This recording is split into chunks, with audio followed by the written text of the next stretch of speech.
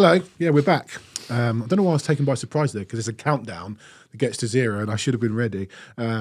Hello, Jake Robson. Hello. Hello, Gary Diamond. Morning. All right. Yeah. We go again. Good day. We go again. Spring is in the air. Spring is in the air. As I keep repeating every week, someone said to us about 6 weeks ago, when we keep losing, what are you going to talk about? Well, here we are. We've had a few comments about our accents and so on. I mean, maybe I could talk a bit more like this. I think they were talking about Ollie. Someone called one of you posh. It was either you or Ollie. I don't think it was Jake Sanders that would call him posh. He's got an Essex twang. Yeah, he's got an Essex twang. I mean, but we get all sorts of comments, don't we, about oh, you don't do this, they're posh. So let's please, I'll talk like this for the rest of the show. All right, is that better? The guy who's Do you know what I'd say? What? The more viewers you get, the more comments you're going to get. What's James doing? So that's how it goes. No, we're just discussing what we're going to talk about. So We also got someone getting annoyed that we talked too much before we talked about the game. which is why we should carry on talking now, just to really wind people up. Oh, you've gone there. We're Yeah. in the mood today to wind everyone up. You've gone there.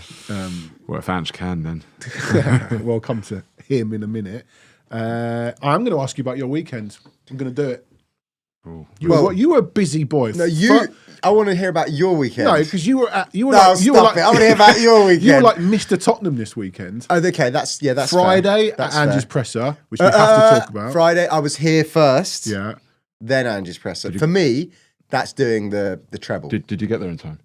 Yes. Yeah. Well done. It actually ended up starting a bit later. Okay. Saturday. For me, the treble is got to include an Echo of Glory. Okay, so an Echo of Tottenham Glory, treble. Ange presser. And then Sunday you did the game. Sunday working at the But game. in between that, you did Wickham-Wrexham. Yes, Did Wrexham win in the end? they did. Yeah. After a 40-minute stoppage Yeah. because a fan was taken ill. So Yeah. it was one of those. God. So you've had a busy old footballing weekend. A busy old, the beautiful game. Yeah. Well, not so beautiful. Yes. So yesterday, I worked at the Fulham-Tottenham game.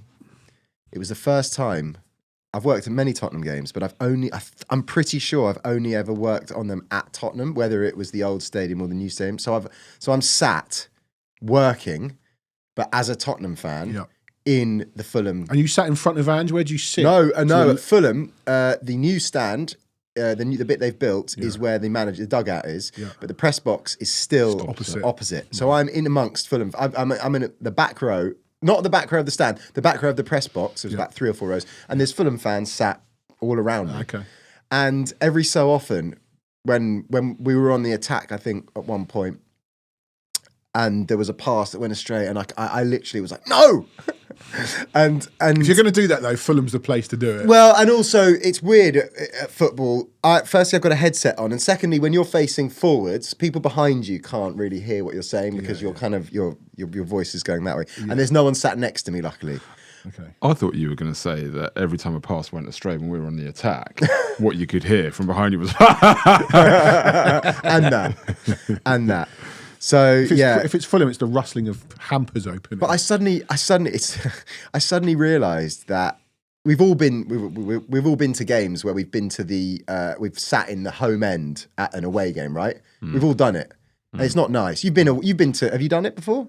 at an away you did it at Away- Leeds, didn't you? Years ago. Yeah, Leeds, exactly. yeah. And it's not great. But also you just feel on edge the whole time. Yeah, I didn't quite feel that yesterday, but I sort of thought to myself, this is why you don't like doing it. Because people offer me tickets sometimes, Fulham, Chelsea. Yeah, it's horrible. I'm like, I can't do it. All right, so you had a footballing weekend. I had a footballing weekend. What about you? You had a footballing weekend. Well, I do like you. I do work in the game. But Saturday was just a normal working day at Premier League. But then Sunday I worked on the League Cup final, and obviously I wanted Liverpool to win really because. But actually, now I break it down. I'm like, do you know what? Fair play to Newcastle. Their fans have suffered enough. We have won. There's that whole. They've not won a trophy for 70 years domestically. We have won plenty of trophies in that time. It's annoying now that someone's won a trophy, taken that monkey off their back, and we haven't since 2008. But yeah, I worked on the game for the Americans, feeding info to Thierry Henry and Micah and Kate. For people that don't know, Johnny does stats, and that means that he is on a talkback to the presenters. So Johnny's on a talkback, to all 3 of them? All 3 of them. That's not Jamie Carragher, he was doing Sky yesterday, but that's Micah Richards, Thierry Henry, and the presenter was... Kate, whose surname we can't remember. We only remember her maiden name, which is Kate Abdo. Yeah, so it was a good game, and Do you know what? Fair play to Newcastle. But something else that happened. Whenever this you weekend. say a stat to them, did they always use it? No. No. And you can't. But that's part of the part. Yeah. Yeah, you could barely hear me. It was so noisy, to be honest. But yeah, it was good. And as you can see from the title of our pod this week, I don't know if James can bring it up, the thumbnail, but you've probably seen it already. A wonderful picture of Ange playing poker with the title "All In on the Europa League." I don't know where James is. So it's on our YouTube channel. He's there. There it is. And I'm going to waffle on about something else now. No, but there's a theme. So there's method to this. Yeah, so beautiful madness. I play poker every Friday night, and we played on Friday night. We play every Friday night. I've done for years and years and years. You do it every Friday? Pretty much, yeah. And someone came to the table who doesn't normally play, and he got a royal flush. And so apparently, as you said, I like stats. It's 1 every 690,000 hands on average. We hadn't seen one at our table for 12 years. The guy had no idea. we were like, oh my God. Oh my, we were like, whoa, bloody. And he's like, what? I know I've got a straight. We're like, mate, you've got more than that. You've got a royal flush. So that was amusing. Right. Daniel Pincus, counting cards? I'd love to count cards. Who? Johnny, he'd never. I'm on a good run. I'm on a much better run than Tottenham Hotspur at the moment on that. So that's my weekend. Gary? No, nothing. I went out Friday Nothing. night. Nothing. To be fair, what was that? I had a big night on Thursday against RZ. Yeah. I had a big night on Friday, and then spent the rest of the weekend. Actually, to be fair, we had people over on Saturday night as well. So yeah, I had a pretty busy weekend as well. Sorry, but what's a Gary big night on Friday look like? But no, non-football big night for Gary. No, because I've been out on Thursday. And Thursday was I was in the pub at 4 against RZ. And so that was sort of quite a few beers beforehand. Actually, to be fair, the pub was full of Dutch up until 5:30. Yeah, when they went in early to the ground. When they get escorted in. It's land of the giants. Oh really? Those guys. No, isn't that a thing that the Dutch are the tallest people in Europe? I've never seen anything like it. Or possibly even in the world. I've been to Holland a few times, but because they're not hang on. But because it's not like a concentrated sort of group of them. This was like, I mean, I'm 5'10" and a half. The Dutch. Yeah, okay. Yeah. So I'm pretty average height. This lot were like, honestly, I don't think there was one of them below 6'2". Well, there you go. Lord C. Van Dingo's been saying this for months. What? That the Dutch are massive. The Dutch are the tallest people. All right. So listen, we've waffled enough. We've done what we've done. I still on the want to know what weekend. Gary's Friday night, a big night on Friday. We'll looks go like. out with him on one then. No, so the Friday was just a couple of mates went out for dinner, a few beers before, and then like a bottle of wine or two, maybe, I don't remember, over dinner. Don't remember. That's that's not a big night, and especially after the Thursday night, I was feeling a bit tired and whatnot. So, yeah. Okay, right. Should we do it then? Let's do it. Some football. The Dutch are massive everywhere they go. It's good, that. Yeah. All right. Oh, where do we start? Michelle's messaged already. We're going to come to that, Michelle. Yeah, we're going to come. Michelle Lawrence sent me a message last night asking about Newcastle squad. We are going to come to that. We're probably going to do it at the end. We are going to talk about Spurs. Should say as well though, it was a really good question that she asked, and she asked us to discuss it on the pod. Feel free, ask us what you would like to hear on the pod and what you want us to discuss, and we can't discuss everything, but actually this was a really good question that Michelle asked, and we will get to it. All right, club news. Daniel Pincus just reminded me some wins to talk. 2 4-0 wins. 21s beat Blackburn, or the other way around. The 21s and the 18s won 4-0 against Blackburn, Norwich. The women I saw some highlights of this. Dreadful. Dreadful. Brighton absolutely battered them 1-0. Yeah. They're going through a rough patch. They lost 1-0. Yeah. And another team lost 1-0. And Friday this game sort of started with Ange's presser.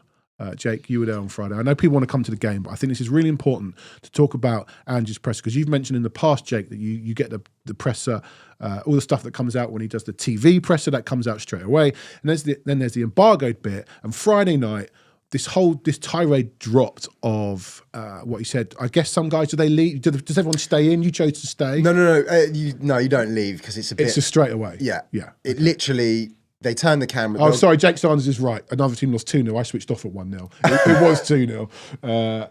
Go on, sorry. What happens is you have a press conference. Everyone's seen a press conference, and then what will happen is the head of press will say, right, this next bit is embargoed until 10:30 tonight. Generally on a Friday. So it basically means that people that write for the Saturday newspapers can have a fresh story to write that no one else has written. Okay. So they'll generally turn the cameras off, but no one gets up because it's a bit like, Yeah. Thanks, mate. I'm done. I've done my bit. No. Anyway, you never know because you want to hear kind of what things get said, and on occasionally they'll say something in the presser. In the embargoed section, like they'll mention, oh yeah, by the way, I forgot to say so-and-so's injured. Right. And then sometimes when that's all finished, the press will get together and say, right, we're going to not have that embargoed so we can run that line now sometimes. Because with a player injury, what's the point of waiting until the next day for it? Yeah. But yeah, so everyone stuck around and it was right at the end. Go on, you were there. Tell us what happened.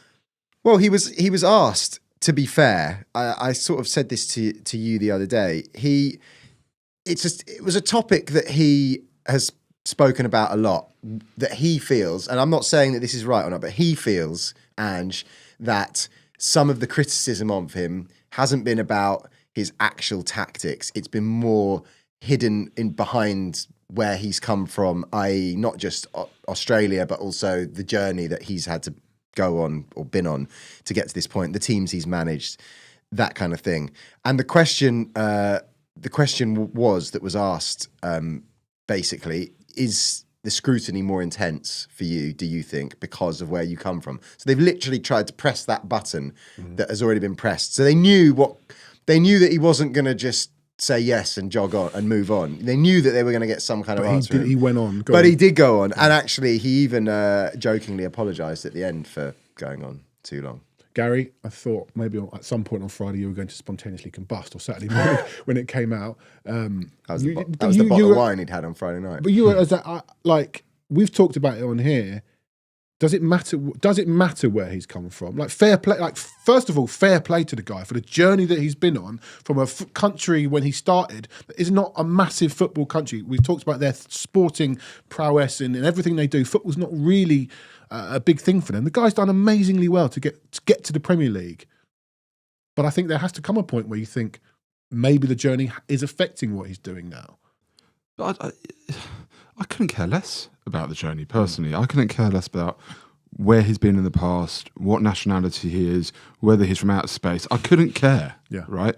You know, Arsene Wenger came from Grampus 8, was it? Yeah. Japan, I think he'd done a bit of a stint in Monaco, but he hadn't really played football. Andre Villas-Boas never kicked a ball in anger. Mourinho. You know, players come through, right? Like, sorry, managers come through, and you're seeing it actually more and more. Managers coming through, who didn't forge a career, but have been in coaching or whatever. So the whole idea that people are against him because of his journey and where he's coming from. Arteta never had a job. No, but the point I'm making about where he's come from, I don't care that he's come from Australia. Who you've managed, like you talked about Arteta under Guardiola, Mourinho under AVB. It's who they've. I know he had his push gas thing. I'm not criticising the guy. I'm just saying this is a massive leap, and maybe he hasn't had your Guardiolas, whoever else, Mourinho alongside you throughout your journey. 100%, but that didn't matter to me at the point that he was hired. Yeah, I couldn't care less. Yeah, we on this pod had absolute admiration. Yeah. For the journey that he's been on, and I can only say again that particularly I think on this pod we were really hopeful that he would be the beginning of a golden age of Australian interest in the Premier League and influence in the Premier League. You know, we thought it was a really positive thing. And the journey that he came on made everybody kind of want him to succeed even more. 100%. Not less, but more, I would say, because he's kind of that real underdog story. So the idea that people, or Ange feels that he's under more scrutiny because of the journey he's come from, only because you get to a level and it is a little bit like people have a ceiling. Players have a ceiling. People are, CEOs, you'll get a CEO of a company of 50 people. That CEO is not going to go on to be CEO of a Fortune 500. It doesn't happen because there are levels and you go up and there are reasons why. At the same time, people can go up those levels if they have the talent. At this moment, Andrew's failing. Yeah, he made that comment about if you got a plumber, what was it he said? A plumber with 25 years experience is a good plumber. Yeah, but that's a ridiculous comment because, the plumber that comes to fix the leak at my house isn't the plumber that's going to be hired to install the plumbing works of a new multi-billion-dollar building, commercial building. So just because you're a plumber doesn't mean you can do every aspect of it. But again, I'm all for giving people opportunities, all for giving them chances. I think everybody at the beginning looked at that and gave him the benefit of the doubt and wanted to give him that chance. Now that it's going wrong, people are naturally going to look more at where he's come from and the chasm in quality. I think he feels quite insecure about the whole thing. I think it's why he said, I always win something in my second season. I think that was him subconsciously saying, people don't know who I am because where I've come from. And by the way, I'm really good. I always win something in my second season. Go and have a look because this is a fact. A lot of people didn't know who he came from. They just thought Japan, Celtic. Obviously, you assume you've won something at Celtic. I think he's a little bit insecure about people thinking that he isn't up to it because of where he's come from. Now, for me, like you said, we were all in on Ange. We talked to people that played under him and they all loved him. I see what you did there. We were all in. Oh, yeah. We were all in on Ange. We got very, very excited, certainly by the first 10 games. But it's undeniable that it's fallen apart since then. And it's natural for people, not everyone, game of opinions, it's natural for people to start to wonder whether the journey, forget where he's come from nationality, but the clubs, the leagues that he's managed in may be affecting where he's come from, and I think, what's happening there. And I think the biggest point on that is Ange has had times where he has struggled in his career, but ultimately, what's he got to fall back on by way of experience in his 21 years that compares to this? He hasn't been in a league where every manager is really at the top of their game. Every player will kill every mistake your team makes. You know, he hasn't dealt with that. So you can look at other managers or whatever it is, and most of them, either in their playing career, their coaching career, or whatever it is, will have been behind the scenes with their coaching staff going, right, we've got a problem here. How do we sort it out? I'm not sure that Ange has been in that place. He's always been able to go, we'll get there eventually, just relying on what we know and what I believe in. Maybe it's just not enough at this level with this team. Jake, when he was giving this speech, was he you sometimes see him getting a little bit passive aggressive, whatever, but I know what you mean. Everyone knows what you mean when you say that. A little bit shirty. He was. This was a calm monologue. Yeah, he even started it by saying because he'd given some kind of what's the word when he told some kind of story before, and he said anecdote. That's the word. And he said, "Oh, I've got another anecdote for you now." So it wasn't. Yeah, it was very much like, very calm. Very, not like that. Not chippy, not pissed off. Okay, No, yeah. Look, we've said it so many times on here. We all want him to succeed, but at the same time, spoiler alert, our 19th defeat of the season in all competitions. That is a good segue. What did we say the other week was our record number? In the Premier League season, it's 21. All competitions. I think that was league. I mean, we're going to lose. Our next game's Chelsea away, so there's 20. Yeah. What are you laughing at? Is that untrue? Do you see us going Stamford Bridge and getting anything? Better teams and better managers have gone there have lost there repeatedly. That's 20, isn't it? I tell you what, if anybody wants to say that they believe we're going to beat Chelsea in a couple of weeks' time, by all means, come and let us know. Gary, our record defeats in a season is 19 in the league, Prem. And 21 all comps. Yes, I think that was the season we must have got out in both cups early doors. I believe it's 21. So look, we're on 15 league defeats. You just reminded me of the last time the only time I've seen us win at Chelsea. What Dele Alli. What? You were there. I wasn't there, but it was just amazing, wasn't it? Yeah, we went 1-0 down as well. That Dele Alli goal was just the one from Dyer over the top, the touch, and then the finish. Yeah. Let's come to another defeat in West London before we talk potentially about another defeat in West London. Managing minutes, FC, Vicario in goal, Spence, Romero, Davies, Udogi, Bentancur, Gray gets to play in midfield.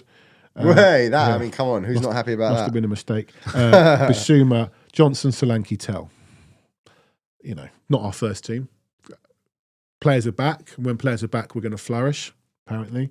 But he rotated, I get it, Thursday night. Again, I think he possibly over-rotated.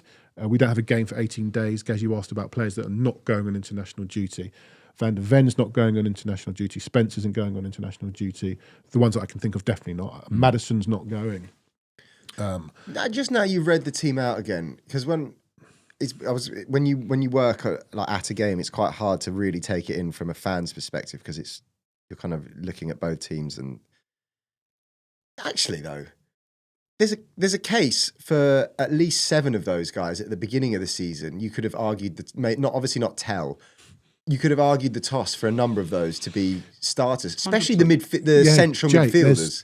There's an Ollie Thomas, a good Palace guy on social media, who, when the team came out, tweeted the Spurs lineup and said, "Spurs are so fun. I'd love to watch this team every week." Yeah, Really? It wasn't a weak team. Yeah, it wasn't a weak team. In terms of names. In terms of names, no. Yeah, but in terms of form, I mean, we'll come to it. Yeah, in terms of that's the thing. Yeah, that's the problem. But then this is a separate point. But I know people have complained about the squad and stuff like that. But well, listen, he's got a squad. I'm not going to argue that he's now should use the squad. I think he over-rotated. No, I meant the quality of it. And actually, well, you look at it and you go, well, he's made 7. 7 is a lot of changes. Yeah.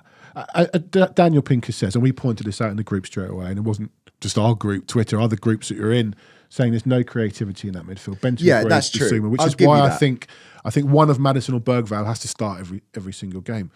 Bergvall will go off for Sweden. Maddison's not allowed to play 90 minutes at the moment, and why is he not starting? But even if it's like not playing 90 minutes, you're right. Why not start? Take the initiative in a game. It's always hard to pull a game back.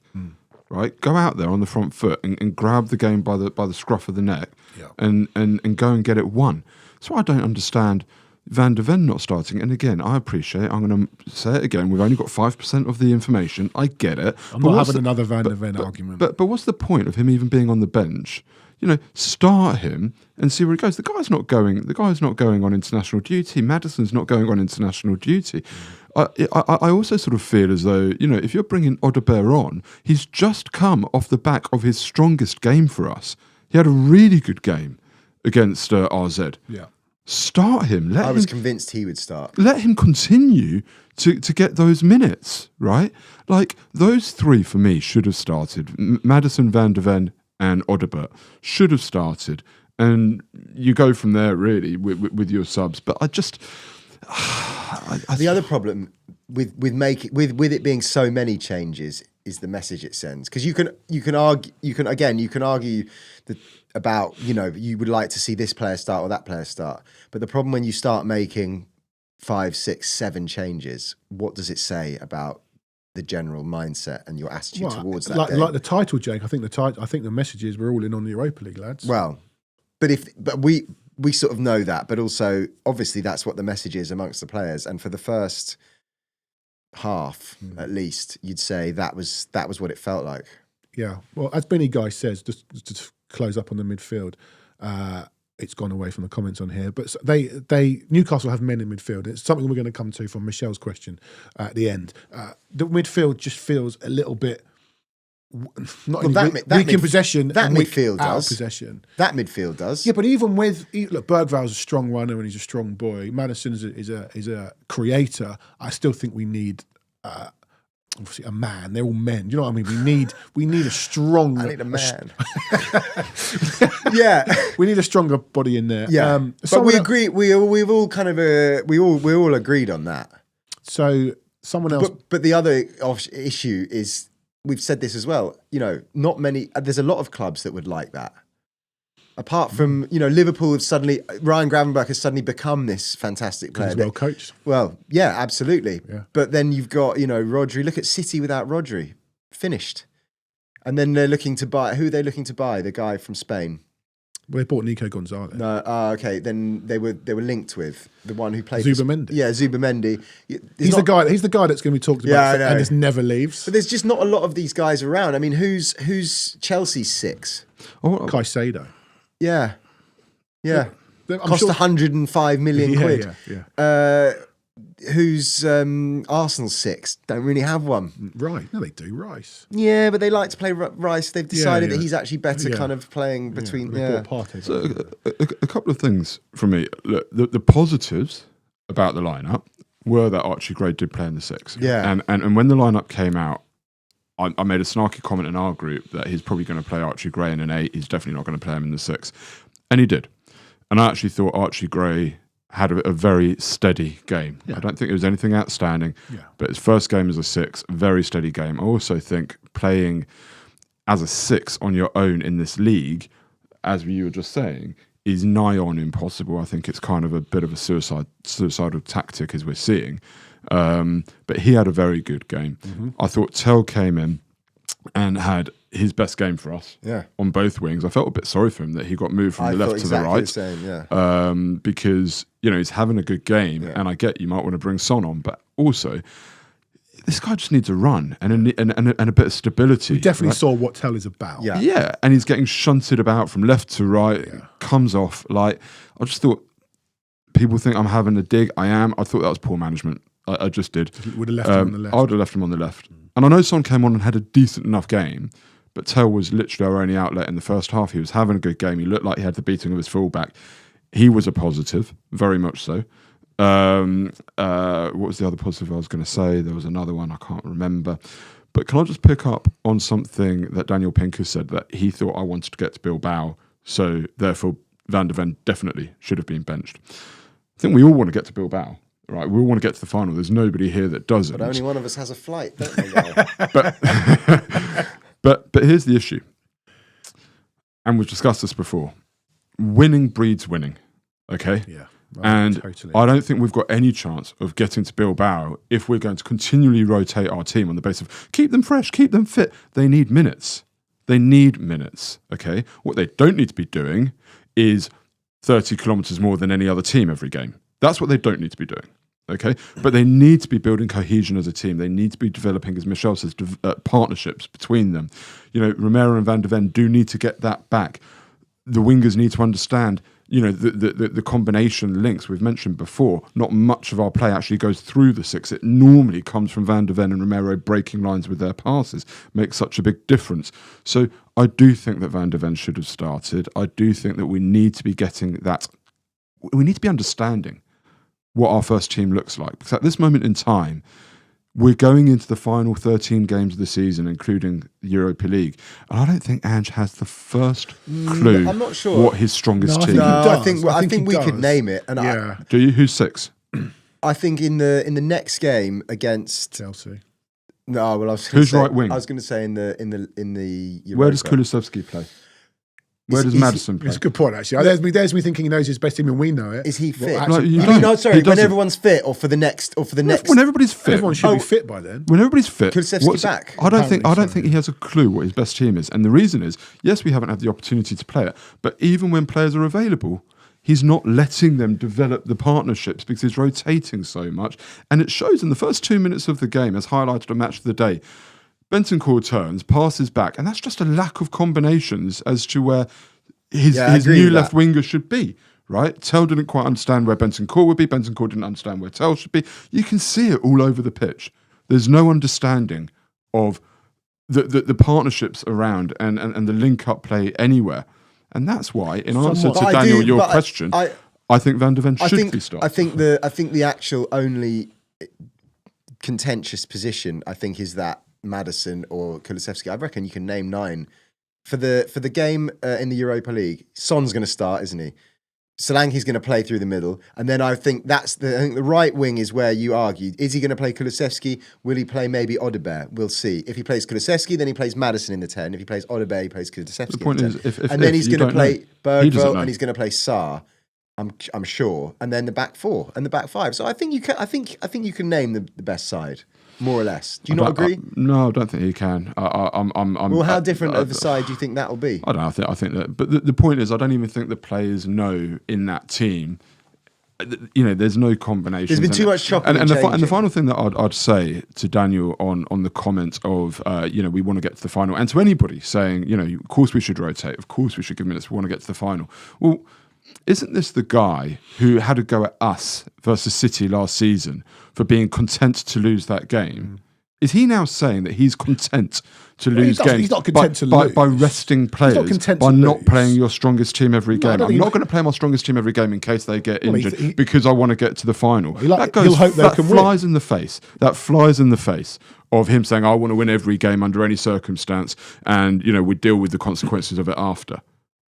Like I don't think he wants to. Obviously, he doesn't want to lose, but yeah, he's packing them out there. Going, you're not. They know, as you said, Jake. What message does it send? They know it's not the strongest team. They're now the rotation squad.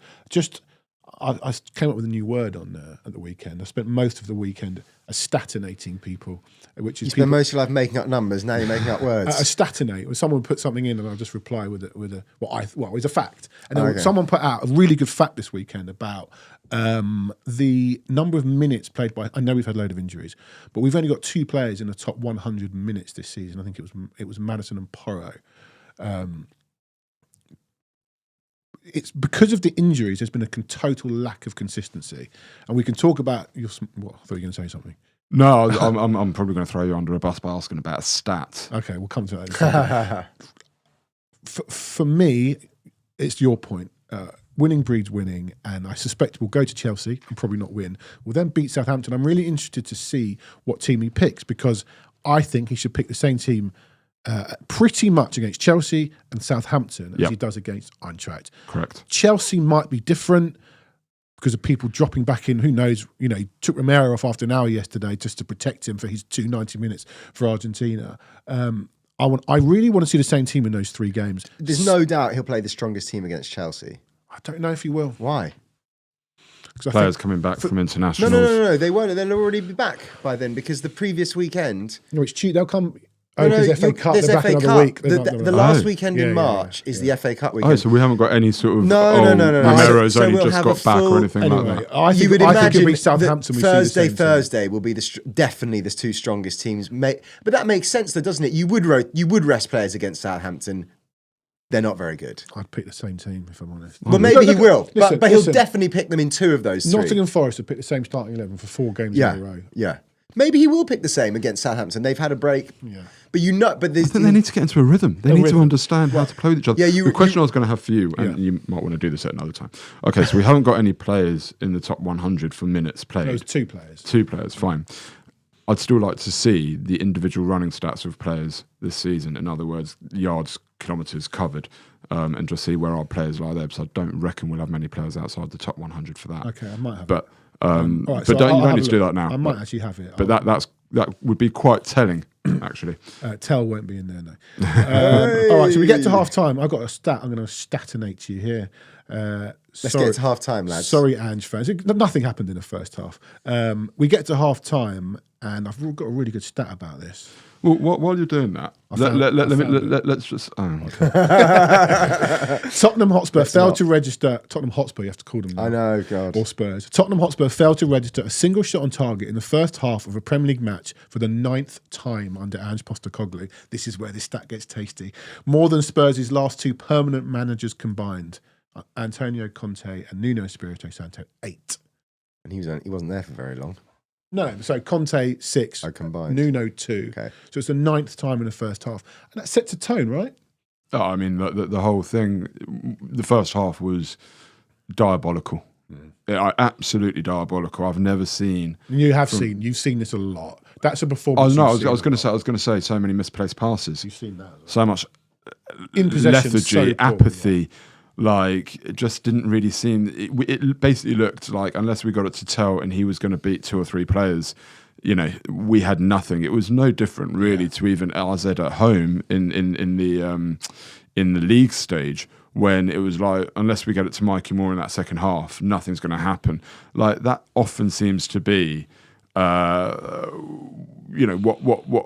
we rely on. Somebody's got to make something happen. And for all this Ange ball that we talk about, and people go, oh, the third goal against AZ was Ange ball through and through. Still relies on James Maddison turning out of a press deep inside his own half to open up the pitch. Yeah. So many of our goals rely on a player having to beat somebody, a player having to do something. And once you do that, yes, it opens up the pitch. If you've got teams going man to man or pressing or whatever it is, once you break that. But, a lot of our play relies on crisp passing, moving, off the ball. You saw none of that in the first half. And Bissouma, I'm not going to talk about Johnson because you don't want me to. Done it. I mean, I think he touched the ball 7 times in the first half and completed 3 passes.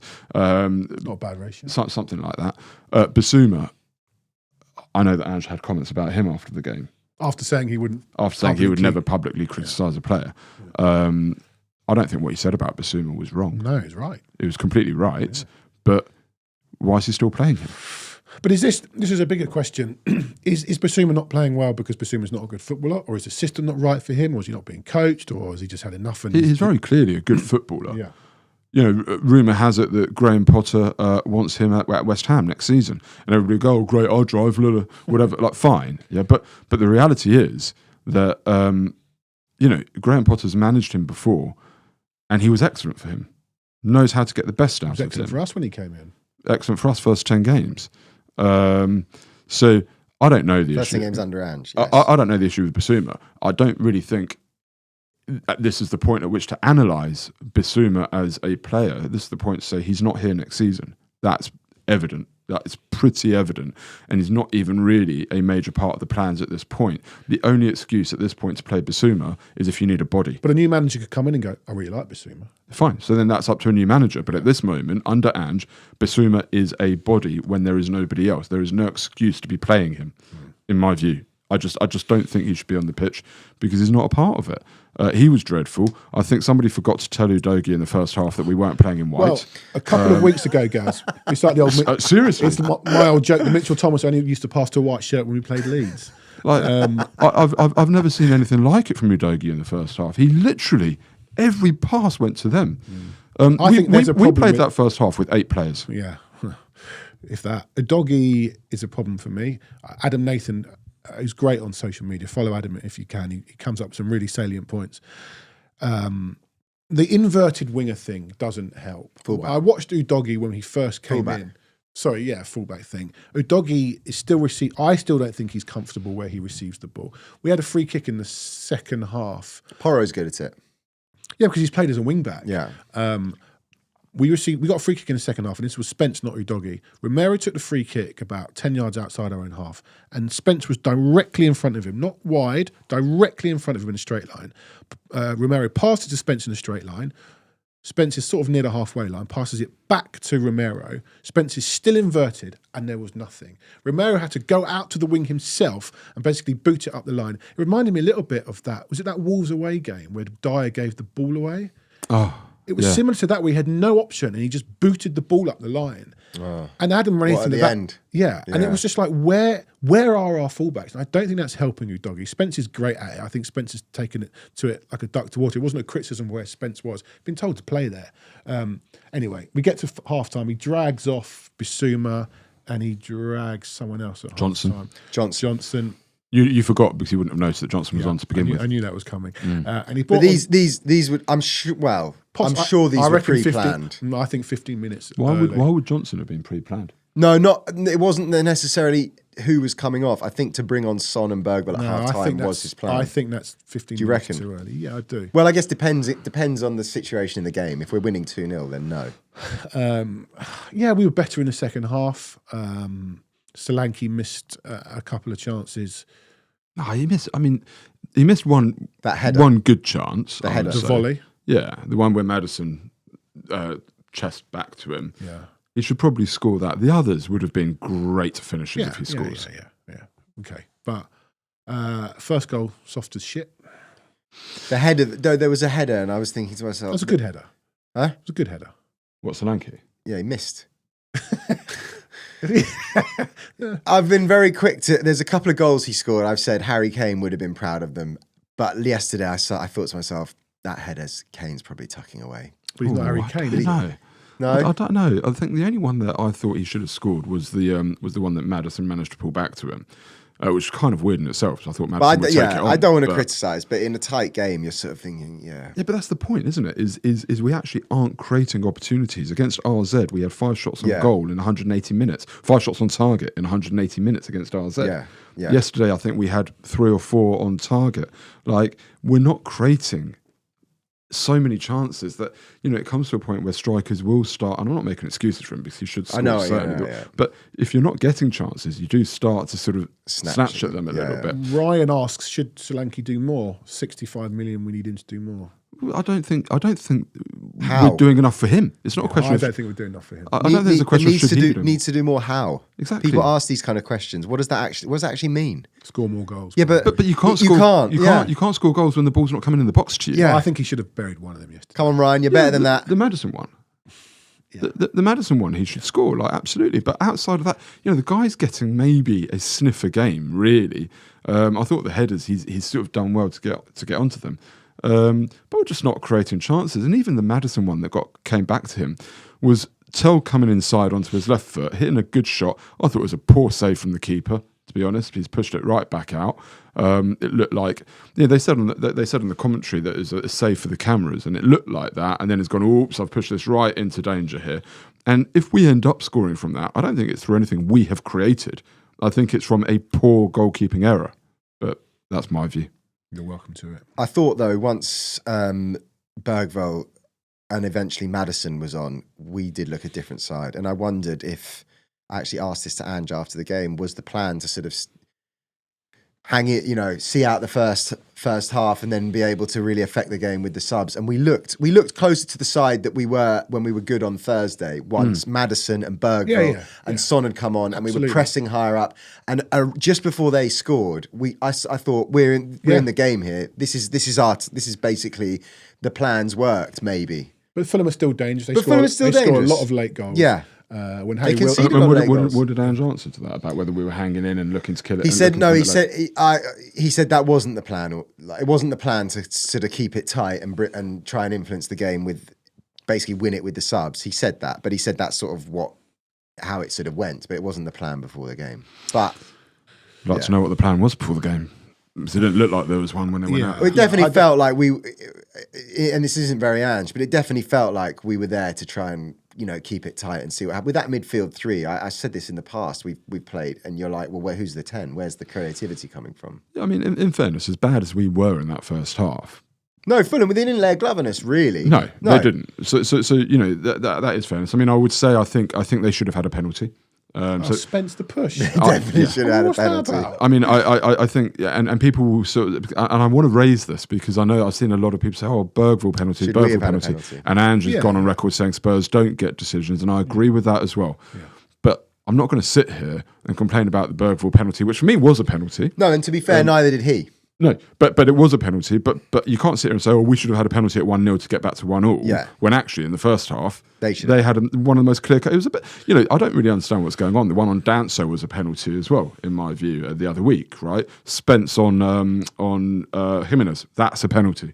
It's 2 hands in the back and it's affected his jump. It's an absolute penalty. How it's not given, I don't know.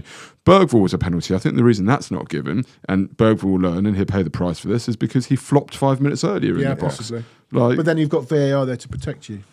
but I think that's the or problem. do you? I think that's the problem. I think refs are relying on VAR to protect them, and it's not so clear and obvious that you're going to get it turned over. Refs need to do more in those positions. Yeah, as Will said, pushes like that have been legalised.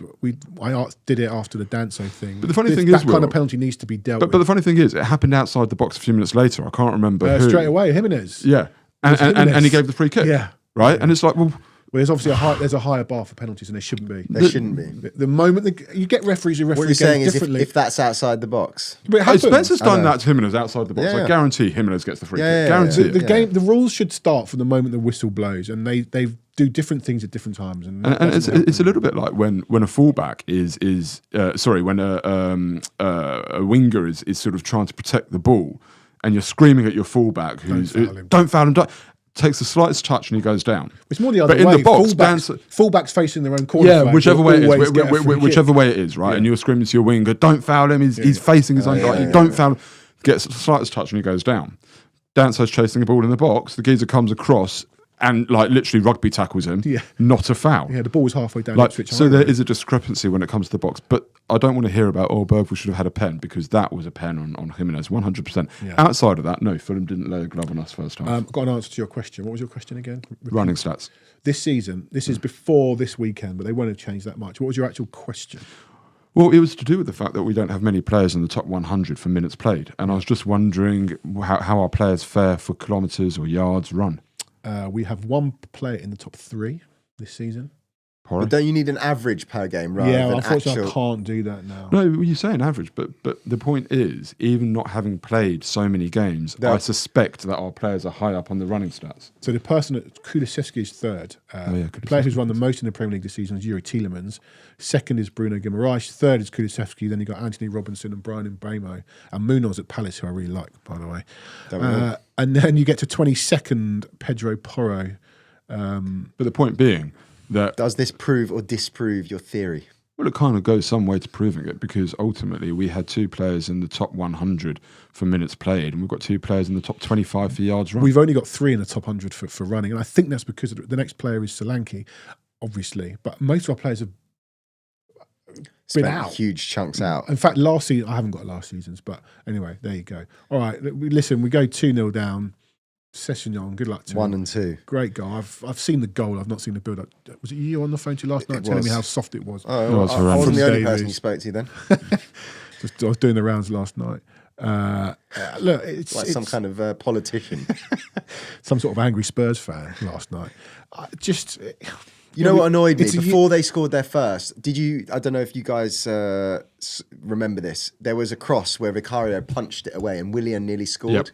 Great hit, that. The change in mood from the crowd Yep. after that shot from Willian Yep. nearly went in. Yep. And then they scored Good 2 point. minutes later. The crowd was so up after that little... Crowd are up. The crowd are up. I also thought that Vicario should have caught that. That's what I'm saying. Or the Willian shot. No. The cross that led to it. Yeah, that's my point. should have caught That's my that. point. He catches that. Willian doesn't have the shot. Correct. The crowd don't do anything. Correct. After that, yeah. Correct. Just a point on for Dean S in our comments. Ange is a manager that needs his best players on the pitch at all times to look decent. Goes on to say he's a bang average manager. I think most managers want their best team out there, but I think Ange's system really relies on everyone at the top of their game. And we are so far from that because of the form, because of the injuries. It's just been such a clunky season. We've now, so that's our 19th defeat in all competitions, 15 league defeats. Only in 2 seasons have we had fewer points. We've got 34 points from 29 games, our 3rd fewest in a Premier League season. Our title is all in on the Europa League. I was actually quite upset last night. That I'm really sorry I'm going to say this, that he's still our manager. Well, after the game. Yeah, As in, like, it's just, this was a they year. could have pulled the plug after the game. We lost 3-0 to Fulham a year ago to the day, and we were really, really bad. And it's like bookended. Like, we're still there. We're still there. We've gone to Fulham. We were better than we were last year. We didn't lay a glove on them last year. We maybe laid one glove on them, gardening glove on them this week. Latex glove. Is it enough? Are we happy? So in our poll today, the question is, if we win the Europa League, is all forgiven? Well, At the moment, 61% say no. I would, if I had voted, I'd be saying no. It's not forgiven. Are we completely surprised that he's still our manager? And if so, why is he still? In the last 40 league games, because you mentioned the bookend, we played Fulham on exactly the same date last year and lost 3-0. Yeah. Including that game, we have played 40 Premier League games. I guess how many wins have we had in the last 40 Premier League games? Going back to Fulham. Fulham last season. To Fulham this season. To Fulham this season. How many wins have we had in 40 Premier League games? 10. Well, I'd say we've got 34 points this season. I'm just guessing. I would say 12. The feeling I have based on the last. Okay. We've actually got 14 Premier League wins in that time. There We've you got go. 21 defeats and 5 draws. 21 defeats. We're losing over 1 in 2 games. Since the opening 10 games, he's lost, I think, 5 more games than we've won. I think we've won 22 and lost 27 since those famous first 10 games in the league. And how many draws, though? We don't draw. Yeah, I mean, like what was your questions for that? Is it good? Why is he still our manager? Because I think he has got this, this thing where, because of the injuries, both last season and this, people are saying, well, we can't really judge until. But the problem I've got is anybody that I ask that is still Ange in or having a go at Spurs fans for being upset, I ask them this question, and none of them have yet been able to give me an answer.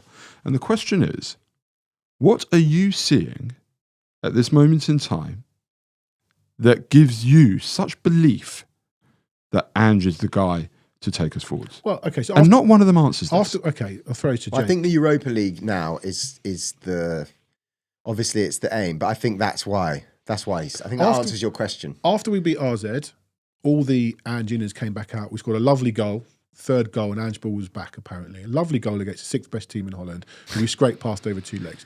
I think, Jake, you're someone who probably took a little bit. I don't know if you're Ange. I've not really asked you that question. I don't think you'd be surprised if Ange gets sacked. Let's put it that way. I would now. Now I would. Would you? Now, yeah, because I think they want to stick it out to see how the Europa League goes. I'd be really surprised. Yeah, there's almost no point. And the other thing, the other thing that surprises me is, or why it would surprise me is because there were reports about 5-6 weeks ago that he would be here, that they weren't going to get rid of him when we were in a really bad run, and I, for some reason, don't believe there is any will at the club to get rid of him. Why? Well, no, I don't know. But I'm just saying that's what I feel. So as a result, I'm not saying agree that's with you. right or No, wrong. I I'm agree not with saying you. that's right or wrong. So as a result, I would be very surprised if now, with how many Premier League games to go, when we're in March, 9. with the Europa League, I would now be surprised. Not least because if they were to get rid of him and give it to Ryan Mason, that would be very surprising. When they got rid of Pochettino, I was surprised, but the next day they announced Jose Mourinho. I understood why they got rid of Pochettino at that time. So if they get rid of Ange, and then they go the next day, this is the manager, whoever it's someone, then you go, well, I understand it. How long did we have to wait after Nuno? Can't remember. A week or so? Well, no, a couple of days. That was Conte, right? It was a couple of days, wasn't it? But they would have been having discussions. They would have been, yeah. So this is what I'm saying. You have to see, I've seen a couple of comments. Give it Mason to the end. No, we can't do that again. Yeah, I'm kind of there. So you are? No, don't give it. No, you Mason. can't. You can't. You know, I've seen someone did a list of available managers, of which Gareth Southgate is on that list. I think you said ages ago, God, don't ever give this job to Gareth Southgate. Well, I'm not saying we should, by the way. If fans are talking about Iraola, you can't also be talking about Gareth Southgate. Like, what do you want? Yeah. Do you just want unless you just want any new person in? You either want Iraola because you like the way he plays football. You can't then say, I want Gareth Southgate in, because it's a completely different style of football. Here's one. I think the 2 seasons that we had fewer points at this stage were 93, 94 and 97, 98. Who did we bring in the season after 93, 94 to play? Jurgen Klinsmann. Who did we bring in during 97, 98 when we were doing so badly? Jurgen Klinsmann. Now, I think Klinsmann's a terrible manager, but someone's just said I thought you were going to say, can we get Harry Kane on loan to the end of the season? Listen, I wouldn't want Klinsmann to give everyone a great lift and we'd all watch those goals against Sheffield Wednesday and whatever. But Terrible manager's a bit harsh. Do you think he's a terrible manager? He's not a good manager. Just John Lovell just asked a question that I love him. Love the guy. John Lovell, and I'm going to come back to the manager issue, but I just want to address this, otherwise I'll forget who asked it. But John Lovell asked the question that it's AZ Alkmaar, not RZ, because I'm saying RZ. And so who's wrong? John, we had a Dutch reporter come on before that game, and he was calling them the way they said it was RZ. Yeah. Right. So it sounds like an R. I was saying AZ previously, but having heard the Dutch reporter, that's Have why you worked on your Lopetegui yet? Lopetegui. I don't know. But that's why. I like that's that an John's answer to that asked this, question. because I've been thinking this over the last couple of weeks. Yes, that's how they say it in Holland, but we anglicise a lot of words. Yeah. You know. Yeah, I was saying I was. Most people I call was him saying Kevin De Bruyne. It's actually Kevin De Bruyne, but like no one calls him that. But I'm with John. I think RZ is just. I'm sorry. I'm just trying to call them by the name of.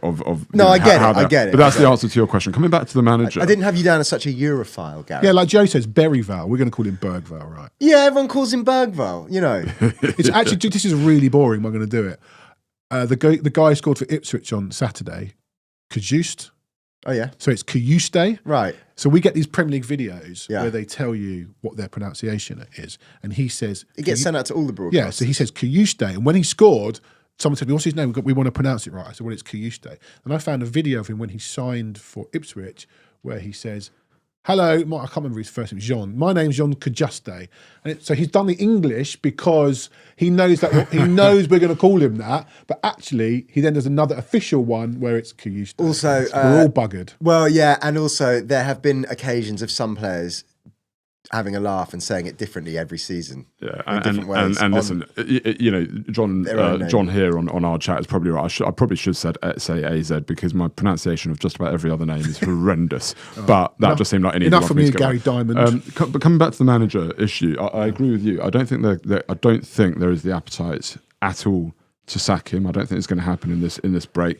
I think talk of other managers is kind of futile and pointless. All right, but guys, we lose to Eintracht on the 17th of April. If we do, I'm not saying when we go out, I'd get rid of him. I'd get rid of him with immediate effect. That's Mason for the last 7 games of the season. But at least you're then signalling your intent. We are going to be moving on. Try and sell your season tickets before that happens. And I'm not in any way agreeing with the stance of the club, which is it seems to be this guy's going to be here until we go out or win.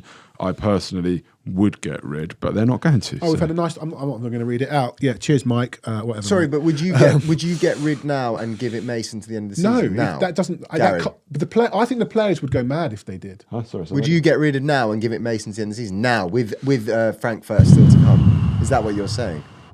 I would get rid of him and get anybody. Well, not quite anybody. I would get rid of him now. I would have got rid of him weeks ago. I think the time to have got rid of him was actually December. Is Gus Hiddink available for a 2-month stint? Someone else said that. Avram Grant. Who else? Actually, I will read out Mike's comment. When I watch you guys, I understand why Aussies always outscore you short-sighted whingers at Olympic Games. Okay, but this is the question, Mike. As I asked earlier, right? Anybody that is Anjin, don't just have a go at us fans. Because I see it all over Twitter as well, right? Like, don't just have a go at us fans with, oh, you're short-sighted. What are you seeing? Don't just come here with criticisms. Lay out what you are seeing right now over the last 50, 60 league games that says to you, this might work. This is going to work. Yeah, tell me, because maybe I'm not pretending to be a tacticoso or whatever. Like, I could be wrong. But what I'm seeing right now is as bad as I've ever seen. And once again, we repeat, we all want this. We'd love it to turn it around. He takes Frankfurt to the cleaners. We then go and beat Lazio, and we go to Bilbao and we beat Bilbao in the San Mamés. Can we talk about Bilbao for 1 minute, please? And the problem is, whingers. He's saying, your whingers. I care about Tottenham Hotspur. Yeah. I have the sense that a lot of people are attracted to Tottenham or the clubs that they're attracted to because they support Jose Mourinho, Conte, and they are fans of. And in this case, Ange. I think that's quite a modern I'm not a fan of phenomenon. Ange. I'm not a fan of Harry Kane. I'm not a fan of Son. I'm a fan of Tottenham Hotspur. Okay, that's all I care about. As I've said, we will be before, here long till they So go on. just come back, Mike, and rather than going, you're always whinging, right? Like as an Aussie, we can see why we smashed you lot. Great. Tell us why we should believe in Ange right now. Tell us what you're seeing. Yeah. From a footballing point of view, that should give us hope. As I said, after AZ... Shotskis agrees with you. Yeah, Shotskis, who's an Australian who's agreed with Gary. Shot out, mate. Listen, after AZ was really interesting because it did bring out a lot of people who were Ange in. There were some really good discussions on social media. You mean the first AZ game? The win. Oh, the win. The win, because we won a game, we played quite well, and people were like, look, that was Ange ball again. That one swallow doesn't make a summer. That RZ game meant nothing in the grand scheme of things. He's got such zero credit in the bank for me that he's got so much work to do to pull it back. 19 defeats is not acceptable. And a lot of fans, and Mike might be one of them, who've come into supporting Tottenham because Ange has come in. And when Ange says, you don't know where I've come from, everybody, well, maybe you need to look up the history of Tottenham Hotspur. Yes, as Chiellini said, the history of Tottenham Hotspur is not winning stuff, but we don't lose 15 Premier League games a season anymore. We just don't. The last time we did that was 2009. That's a generation ago almost. Well, I think did we lose it to, 9-10 or 8-9? 8-9, didn't we lose 15 games? But even when 2 points from 8 games. But let's assess, right? Even under Harry for the rest of the season, 15 games we lost that season. Wow. Even when I was turning against Ange, because I was supportive of him for as long as I could be. But even when I started turning against him, I still said, look, if Ange got to the end of the season with a mostly fit squad and the consistency in injuries, consistency in performance, consistency in level of results, and got to the semi-final, or even gave him the semi-final, right, of the Europa League, you could make a case. But actually, since saying that, the performances are getting worse, if anything. The results are not improving. We are still picking up injuries. And I'm not saying that's Ange's fault, but we are still picking up injuries. So what is it that anybody is seeing that says, and look, if we go and win the Europa League, is that enough for him to retain his job? Number one, I don't believe there is any chance right now that we will win the Europa League. I'd be astonished if we go through against Frankfurt. I really would be.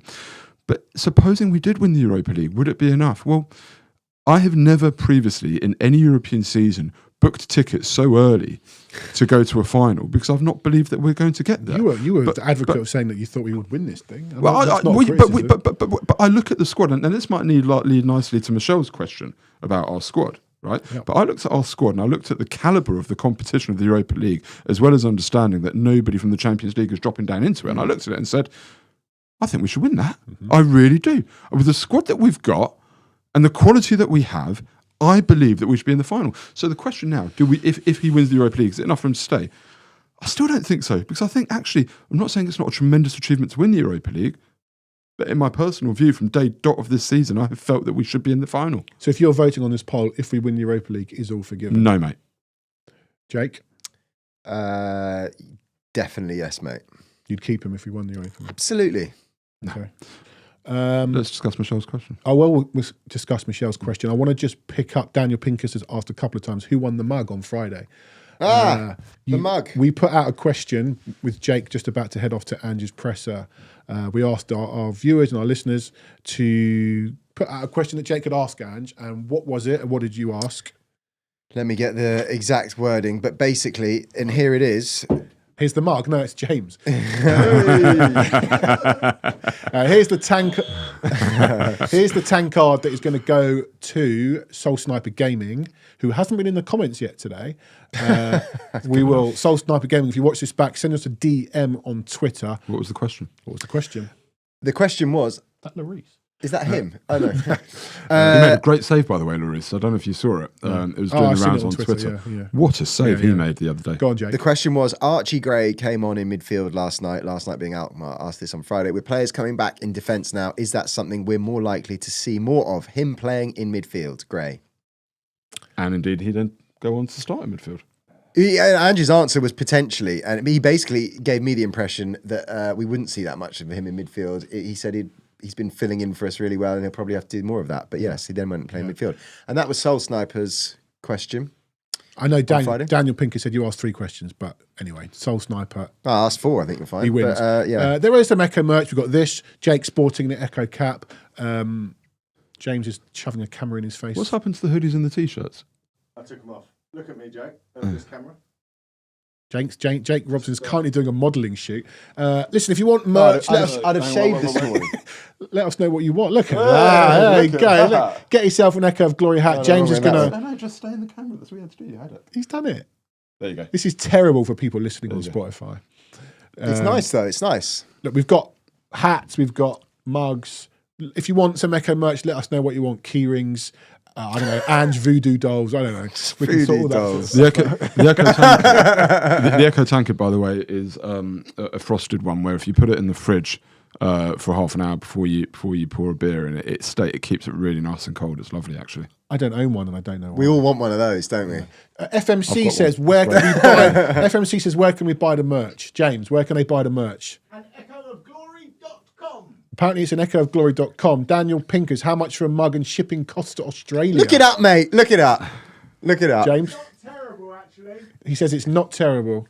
You all live the life of Riley over there. You can afford it. Yeah, but I think you'd have to go and look it up for yourself. I've got a question for Daniel Pinkers. This isn't the sales department of an Echo of Glory. This is a question for Daniel Pinkers and other Australians. If Ange gets sacked, do we still have you as a listener? I mean that seriously. I wonder whether we would lose, and I understand that. If Ange goes, people will be like, I don't support Spurs anymore. If he goes and manages, I don't know, Coventry, they might support them. Just interested to know whether we would we have a lot of Aussie listeners, and I love that. I just wonder whether they're here for life or they're just Ange's. I don't know. Pink Daniel may be a Spurs fan already. What did Michelle say? About what? Oh, imagine if Redknapp came back. Oh, no, there's James's picture of Redknapp on the screen. Right, Michelle, we're going to come to your question. Great question. Great question. We've parked our 19th defeat of the season. We'll talk about Newcastle winning the League Cup. Michelle sent me a message last night. asking, regardless of who our manager is, have the club assembled a squad capable of competing for the top 4 in trophies? Consider the Newcastle squad, an English core similar to Klopp's title winners Guardiola's City, recognition for what it takes to compete in the Premier League, pace, guile, height, experience. Very much a project, but with a win-now mentality. I said in the comments last night when Newcastle won, they just look like men. You've got Bruno, you've got Joel Linton, who Eddie Howe converted from a forward into a midfielder. Genius moved that. And you've got Sandro Tonali. These guys weren't cheap. Yeah.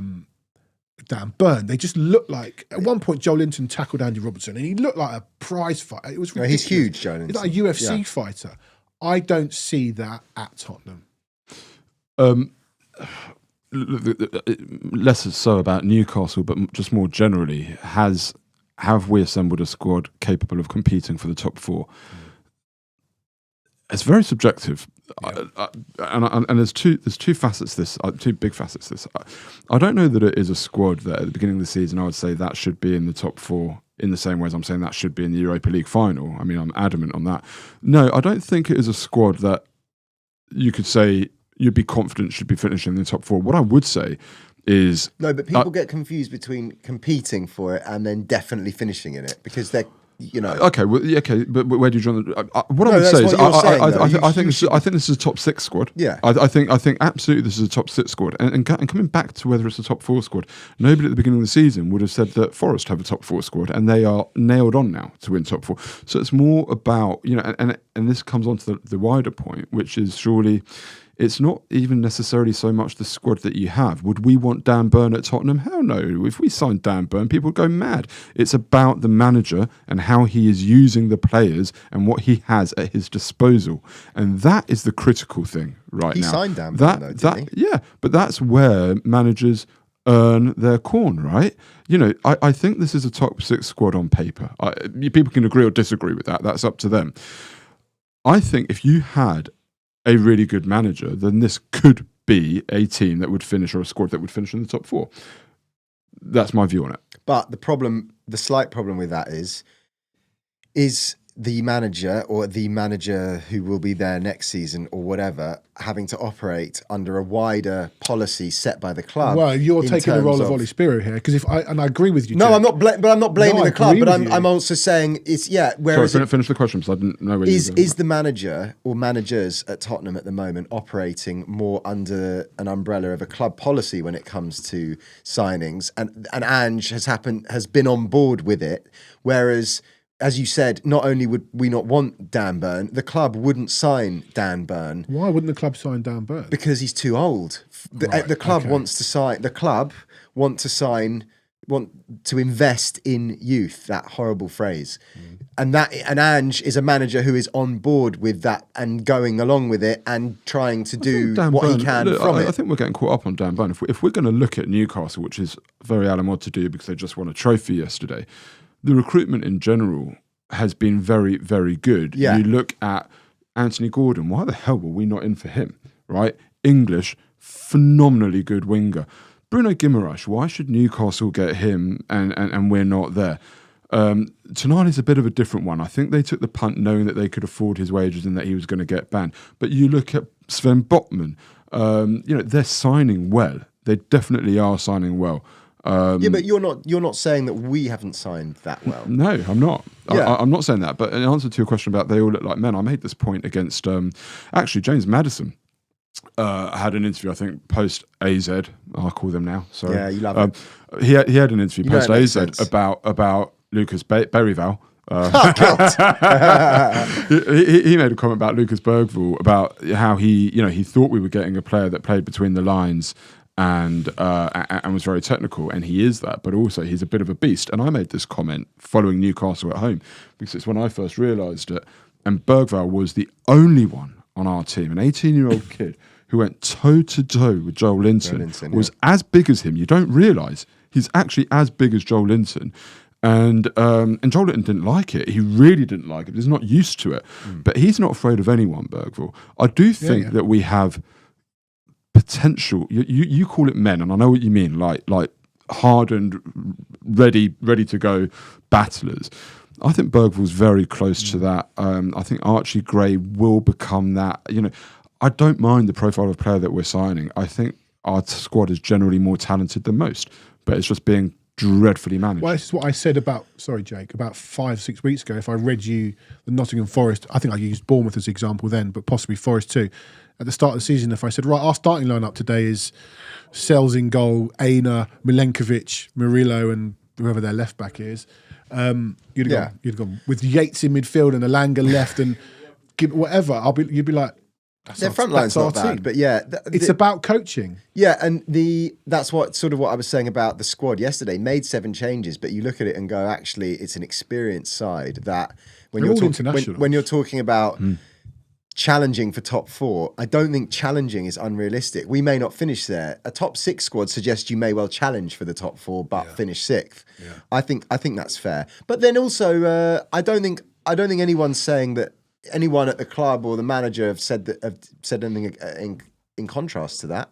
In the sense of what? They agree. They agree that the league form has been massively under. I mean, how can you not agree with that? I don't think anyone's saying, yeah, well, we're about where we are. We're about where we should be. No, and I think, I don't know, John, if you've got the stat available, but how much have we actually spent on players since Ange has come in?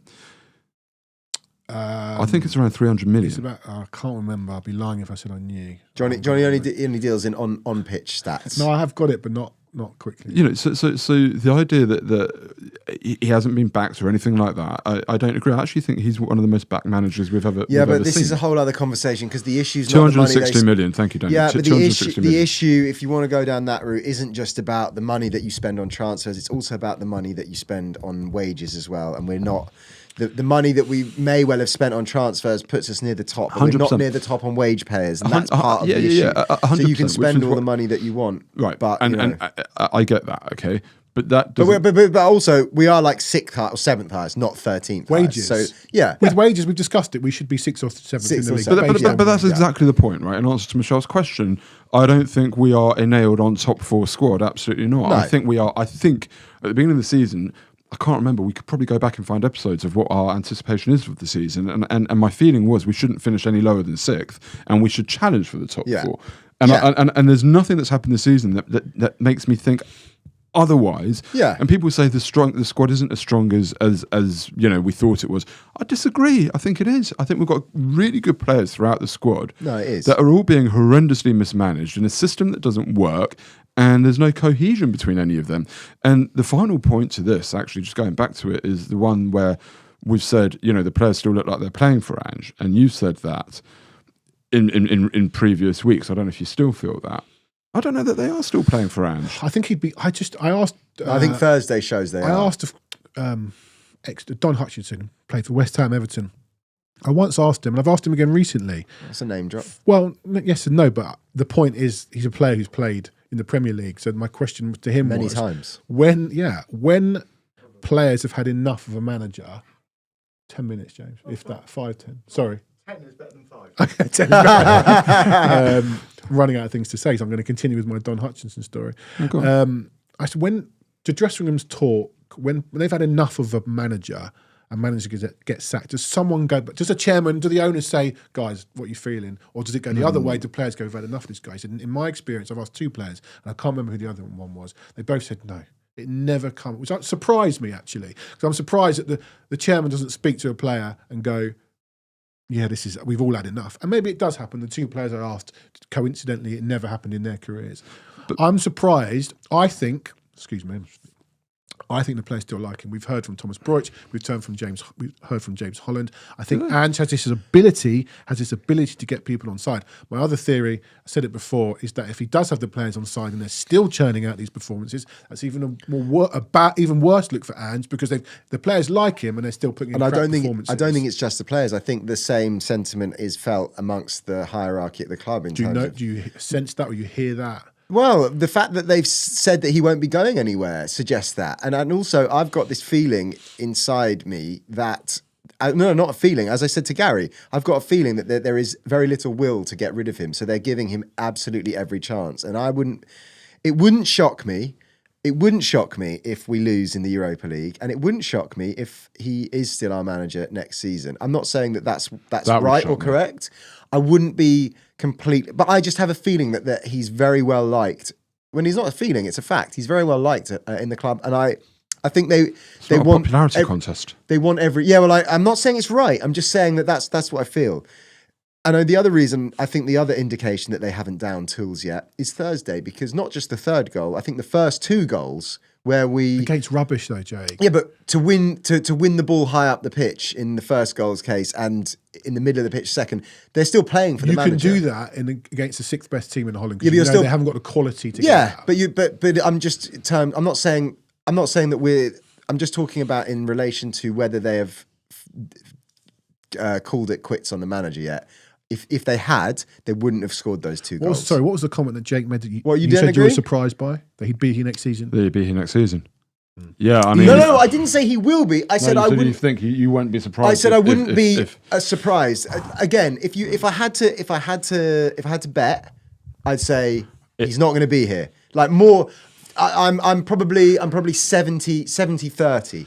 I'll put it like in this, what I think. when we go out to Frankfurt, because I believe that we will. When we go out to Frankfurt, I if think he then when we all go to Frankfurt, when we go out against Frankfurt on April the 17th or whatever it is, if he is the manager the next morning, I think that is a disgrace. How many times have we said that in the last? No. 6 But weeks? because Then it's done. Then no, everything's done. because then it's done, Yeah. right? Then it is completely finished and it's done.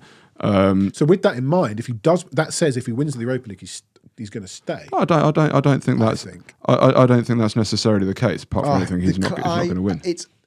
That is almost guaranteed. There is no way the club will sack him if we win the Europa League. That's not to say agree. that they shouldn't, I agree. or that fans wouldn't want it. I But agree. there is no way that if he wins the Europa League, the club will sack him. It's you just impossible. Look at the poll. If we win the Europa League, is all forgiven. Yes, but that's the fans' 64%. opinion, and Yeah, I yeah, appreciate I'm and backing your understand the opinion. fans' opinion. Correct. What I'm saying is, from a footballing club point of view, no chance they fire him if he wins. This the really Europa League. intrigues me because Levy has been trigger happy on managers before. Nuno, in 10 games. Conte, we were still 4th in the league. Yeah, Conte just set the place on fire. We were still 4th. It's mad. isn't Yeah, it? and others. And he's backing a guy, and there's some interesting arguments going on in our comments. I will not be able to get to them, but I think JJJ, I'm not 100% sure. I think he's saying maybe we should give Ange time. Apologies if I've got that wrong.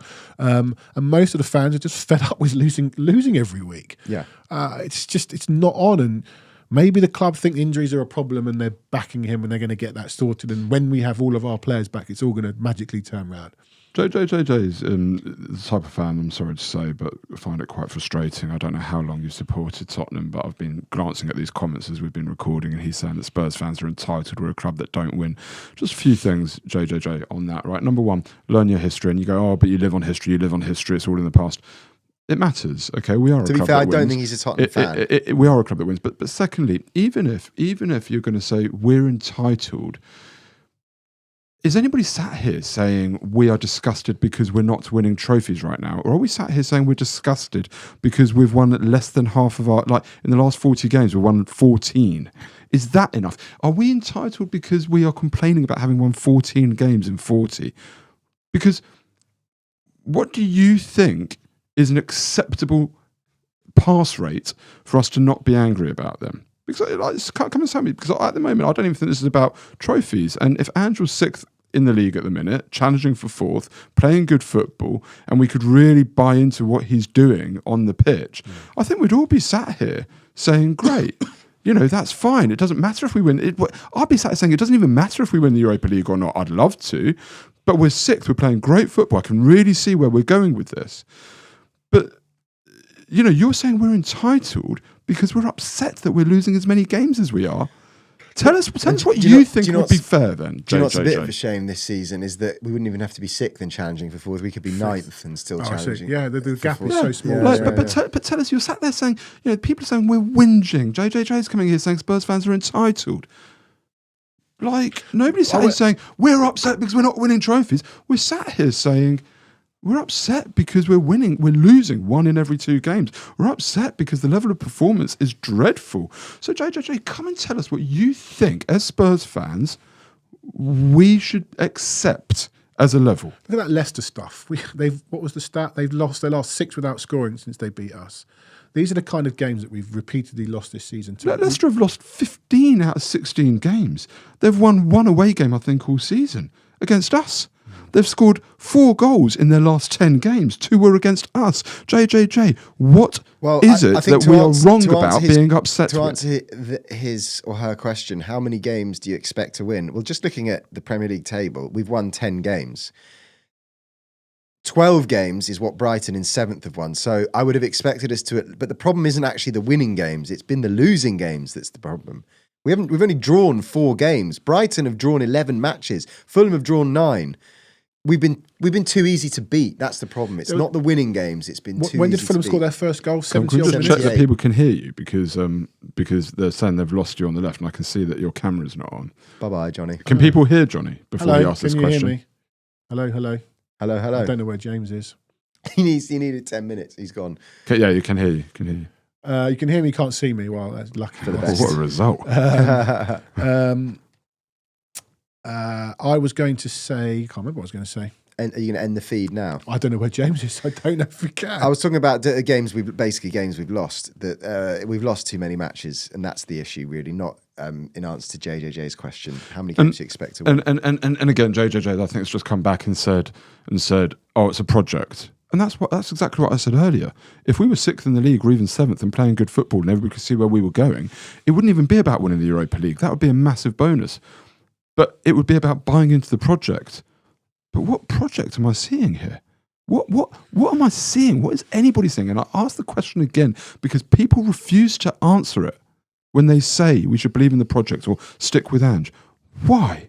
What are you seeing that suggests that we should stick with him? Of course, the other issue is if we were to win the Europa League and they keep him, the biggest problem comes, it could be a poison chalice in a way, is what happens if next season starts like this season or like the last 40 games has gone and they keep him and he stays after winning the Europa League and we lose 10 of our opening 15 games, they're going to have to get rid of him.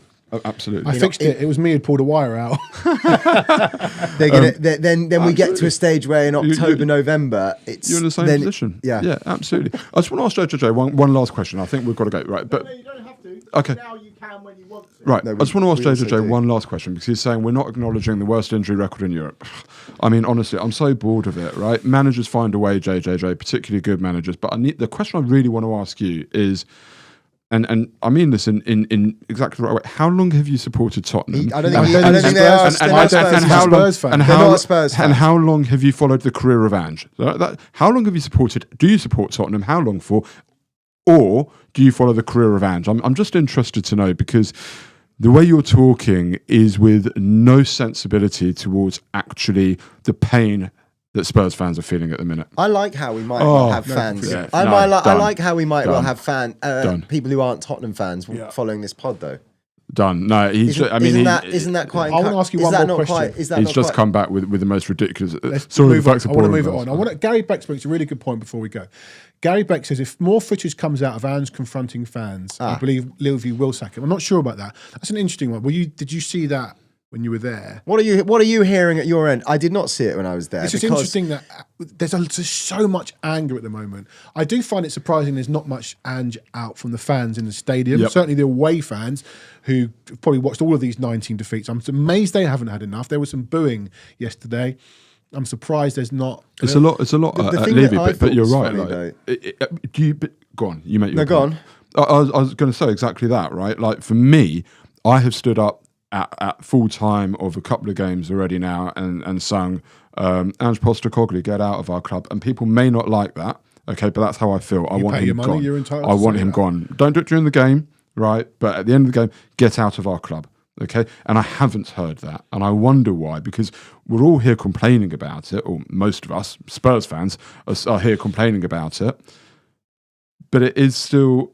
I heard a few we want Levy out chants and all of that, fine. But why is there not more Ange Postecoglou get out of our club? Because that would change things. What I find strange is that he actually reacted to it because managers must get this all the time after a defeat.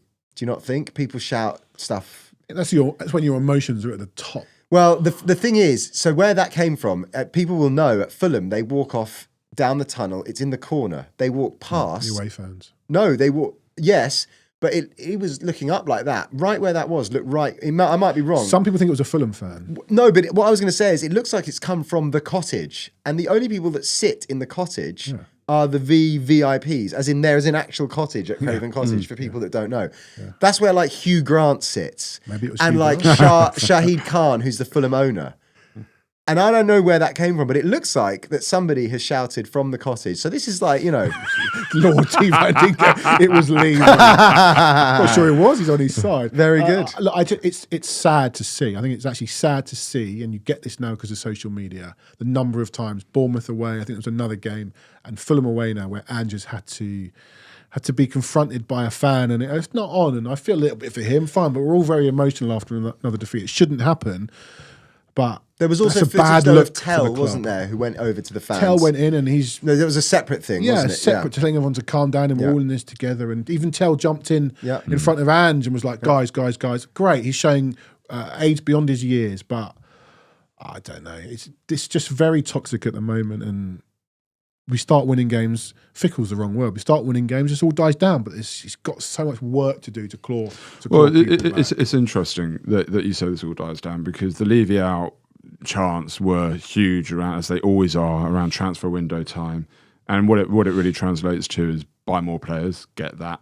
Also, we weren't winning games at that time. Then we won 3 on the trot, and actually against Bournemouth at home didn't even hear Levy out chance. Even at 2-0 down, didn't hear Levy out chance. So we talked about the apathy at Bournemouth. Home, but it is a little bit like when you win games, things change. That's the nature of football. You know, that is exactly the nature of football. When you win games, which is why the mood changed after ours did on social media, because the people who were a fan of Ange coming out saying, "Look what can be done." So it changes. But then, unfortunately, had we won on Sunday, we'd be having a totally different conversation. I think the conversation would be like, okay, that's 2 good wins in a row. Let's take it into this and that. But it hasn't happened. We lost small steps, and we reverted back, unfortunately, to the mean, to the norm, which is losing. All right, we're going. James gave us 10 minutes. I think we've overstepped that 10 minutes. We're done. We haven't got a game at the weekend. We've got a couple of 18 days till the next Spurs game. Rejoice. In no defeats for 18 days. To end the poll, if we win the Europa League, hang on. Ryan's asked 2 great questions. I'm going to do the poll and then we're going to come back to it. Go on. If we win the Europa League, is all forgiven? People say yes, 35%, no, 65%. What's Ryan's great questions? Ryan's asked 2 great questions, right? One, and Ryan's a member of the Echo of Glory podcast, so he should get his questions answered. So other people should do what he's done. And then we'll answer your questions directly. But Ryan asked earlier, I saw it, and this is something that we discussed. If we get to Bilbao, will there be a live pod from Bilbao? I can say right now, Ryan, in answer to that question, I said I'm not doing it. I will not be on a pod live from Bilbao. I think you will be because it's penciled in. If I don't know about doing that. No, it's penciled in because it'll only get inked in once we get to Bilbao. Yeah, it's happening. Is it? It's 100% happening. And I think you will come on absolutely hammered. Yeah, you will be there. You will be there. You may not know it at the time. You may not remember it afterwards. You will be there. Yeah, I mean, I won't be there chatting anything sensible. Not that I do anyway, but I would probably be a bad idea for me to do that. But I think you guys should absolutely do it live from Bilbao. Ryan, and if we're there, you'll come and see us. What I would say is, if we're in Bilbao and we win, then let's get on live from Bilbao. I'm there to the next day, so we'll do a pod from wherever bar or club I'm in. Thinking about Madrid, I didn't have time or energy to do. I'd have to drive down there. I don't know. Let's get to Bilbao first. And Ryan's second question was, when is our... This is something else we were just discussing, so I'm just putting Johnny on the spot here, and he's going to hate me for it, Ryan. I haven't decided if we're doing a pod next week. We haven't got a game to review or a game to preview. Look out on our social media, trying to maybe get a Spurs guest on for next week. Don't know, but there will certainly be a pod on the Monday before we play Chelsea, and certainly a pod before we play Chelsea on the Monday, and then we'll do a review of Chelsea on the Friday. So don't know. Got to think about it. Next Monday, keep your eye on the socials. Or genuine question. We haven't got a game next week. We answered a question from Michelle this week. Okay, if people do want a pod next week, I'm sure Johnny will get one together quite happily. Ping in your questions. Ping in all your questions like that you want to know. Yeah, like genuinely ping in all the questions that you would like discussed. Give us topics that you want to hear about, or hear, people, whoever's on next week, hear their thoughts about, and I'm sure that they'll send us a DM at EOGTHFC on Twitter. If we've got enough, we'll get a pod. We'll put it out on our social media if we do have one coming. Gentlemen, we're going. That's it. Daniel Pincus, Australia, Indonesia on Thursday night. We will not be discussing that. Sorry. Listen, didn't know what we were going to talk about on the back of another defeat. We've waffled on for, I don't know, nearly 2 hours. Is it? No, an hour and a half. Tottenham will always give us something to talk about, even if we don't think they will. Gentlemen, ladies, Jake, thank you very much. Thank you. Gary, thank you very much. We will see you next time when look at that. A shot of the Echo Glory merch. Buy one of these. Yeah, buy a cap. They're very comfy. Buy a tan card. Like, subscribe, tell your friends, your enemies. Get involved. It's a great community we're building here, and we will see you next time when that'll be. I don't know. And up the Spurs.